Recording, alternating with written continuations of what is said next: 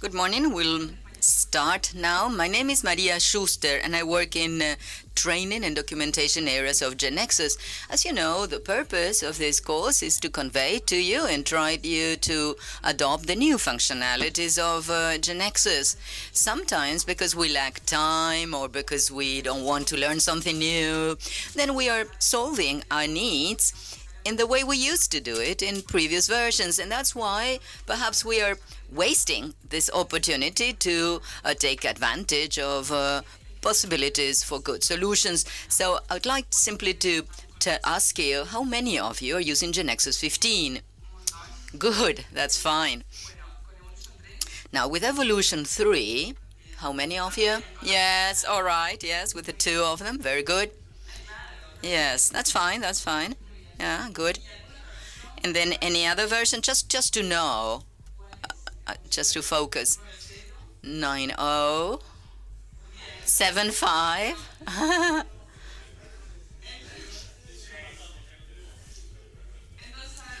All right, so now you'll have the chance to know the advantages and see whether you'd like to adopt it or move into it. Very well, the first suggestion is that you should use the concept of base transaction. As you may all know, this concept started with Evolution 3. Since then, we have been recommending your use. Perhaps many of you know what it is all about, but you are not using it. So let me tell you what the advantages are, and so you can start using it. Well, in fact, when we write for it, we know what our purpose is, our goals, and in the past we always had this trend to write a comment with our surfing intention. So now we have the base transaction with Evolution 3 to try to explicit our intention in the syntax itself. I must mention that this is not the name of a physical table. It's never been the case of GeneXus, but it's the name of a transaction or a transaction level that we want to serve. And we have to take into account that the attributes that we can mention in the for it pertain to the extended table so that you can reach it. Now let's see the advantages when you mention base transaction. In the first place, it brings about clarity to make explicit our intention and then to read it back when we go to the code. And it also gives clarity to GeneXus because it receives that intention, it applies it, and this results in better specification times. It's easier to teach students so that they can learn the for it and grids for serving. For a student with not so many transactions, and instead of explaining what attributes they can mention and what the analysis is of a base table. And then it's possible to view in the knowledge base what references there are as base transactions. Let's look at this, which is very useful. Let's suppose that I'm thinking about making any changes in this sale transaction. I have the possibility that once when I'm in the K-Explorer, I can, with my right button, go to references and I can see what objects, references in the for each, in the data providers or in grids, which transactions that are base transactions, and you can see that sale is being referenced as a base transaction, a data provider, and a procedure that is there on the list, and in that way I'll be able to assess the impact and make my decisions.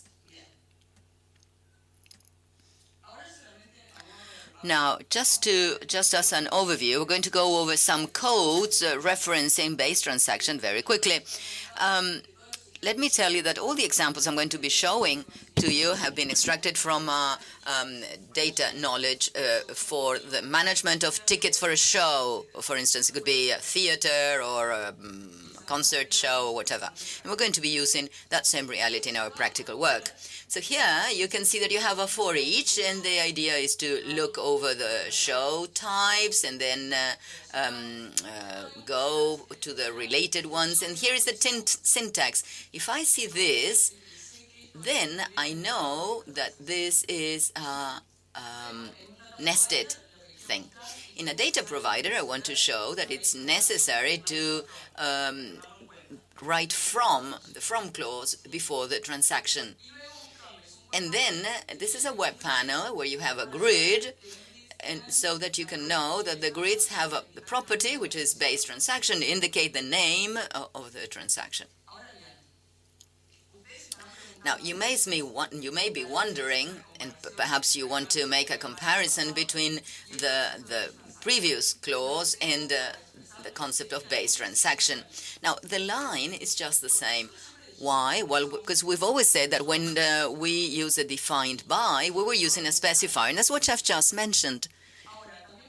Now, on the other hand, let's let the for each determine the table base and only write the defined by when it's necessary, because at present an attribute is somewhere in particular, and tomorrow it may be somewhere else. So the line goes on being the same, because if the model is stable, then we recommend using the concept base transaction because of the advantages it provides. Now, if it's in a state of changes, then the for each may be affected.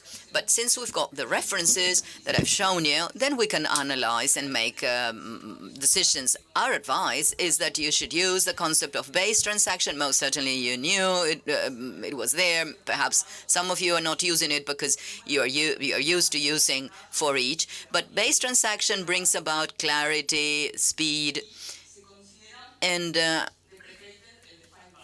defined by is deprecated. It's still used. You can save it, but please don't use it because it's just a question of compatibility. And please adopt the concept of base transaction. Once you get used to it, you write for each and the name of the transaction naturally. It's easy. It's very natural and friendly. Let me give you one further item about this. Perhaps you didn't know this, but it's possible to mention more than one base transaction.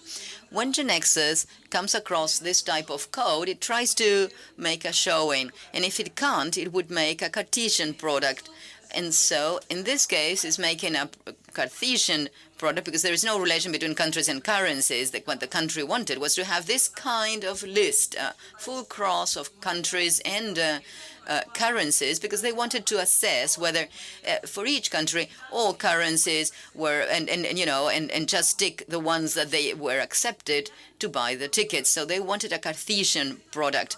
Now, in the past, you would have done with nested for each, and in the internal for each, you would have written them. But that's not as good as that doesn't have a good performance, because since you have just one for each, you only get one SQL sentence, whereas before you had one SQL sentence, then access, and then n, one furthermore. So this is just to tell you that you can do this. Now, obviously, the exit is plain. There is no cut there. It's flat, but you have this then, just to bear it in mind.